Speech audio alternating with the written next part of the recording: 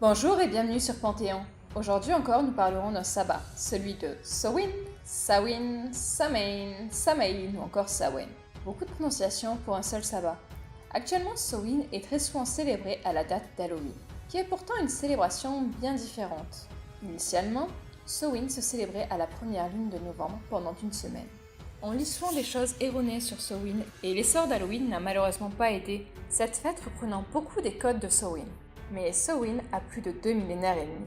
C'est une célébration païenne, mais 3 célébrations chrétiennes se trouvent dans la dizaine de jours qui précèdent. Et on les associe malheureusement souvent à tort toutes les 4. En 837, le pape Grégoire IV introduit en France, à la date du 1er novembre, la Toussaint, la célébration de tous les saints. En 1048 est instauré à la date du 2 novembre le jour des morts.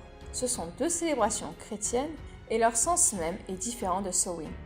Quant à Halloween, que l'on célèbre le 31 octobre, elle pourrait être apparue sous un autre nom quelques années après la Toussaint. On la nomme alors All Hallows Eve, dont le sens était simplement la veille de tous les saints. Alors si Samhain n'est ni la Toussaint, ni le jour des morts, ni encore Halloween, qu'est donc Samhain? C'est une célébration de 7 jours, les 3 jours précédents et les 3 jours suivants, la pleine lune de novembre, qui se trouve être au milieu de l'équinoxe d'automne et du solstice d'hiver.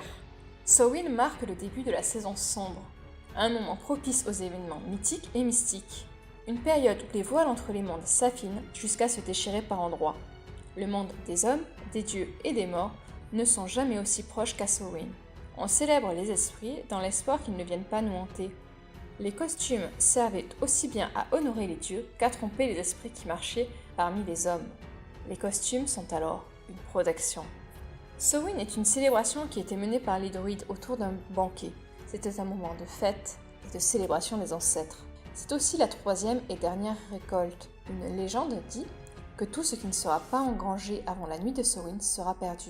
Les dieux et esprits pouvant venir en chasse pour cette nuit dans le royaume des hommes, certains d'entre eux gâchant les récoltes. Samhain est aussi une période sacrificielle, le bétail étant tué pour permettre aux hommes de survivre à la période sombre. Pour garder les esprits au loin et les apaiser, l'on disposait devant les portes de la nourriture ainsi que des navets creusés, de façon à être terrifiants, contenant une bougie.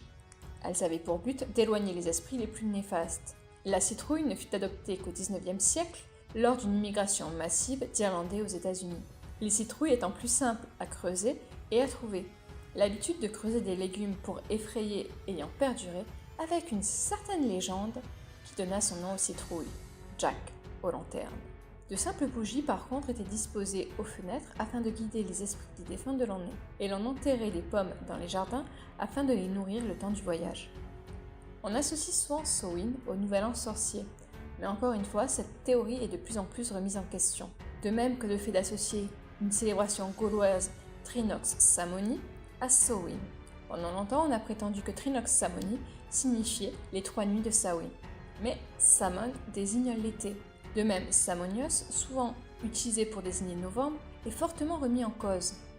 Trinox Samhaini serait alors une célébration au même sens que Samhain, mais se déroulant au cours de l'été, et Samonios serait dès lors un mois d'été. Dans la Wicca gardnérienne, le dieu meurt à Samhain et la déesse s'en va dans le monde souterrain pour sa gestation. La situation de la déesse est clairement inspirée du mythe de Perséphone, Hadès et Déméter, que je devrais vous conter d'ici la fin de l'année ou au début de l'an qui vient. Quant à la situation du dieu, c'est un dieu animal et il se met en période sacrificielle pour le bétail. C'est là encore un signe important de la réappropriation des croyances plus anciennes. N'oublions pas que la Wicca gardnérienne n'a qu'une 60aine d'années. Le thème de Samhain est l'entre-deux, l'aboutissement d'un cycle et le commencement d'un nouveau.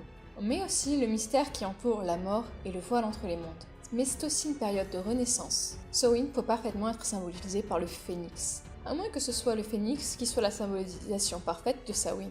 Pour Samhain, on peut faire des masques et des costumes en l'honneur des dieux. Il est de bon temps de payer ses dettes et d'éviter les pactes irréfléchis en cette période. Là encore, Jack aux lanternes nous le rappelle. C'est le moment de régler les conflits, de les enterrer, pour faire renaître des situations plus propices. Il peut être de bon ton, même de très bon ton, d'offrir des offrandes à nos ancêtres et de les honorer pendant cette nuit, ou encore de faire une roue de l'année lunaire. En espérant vous avoir fait voyager, je vous souhaite un bon sabbat.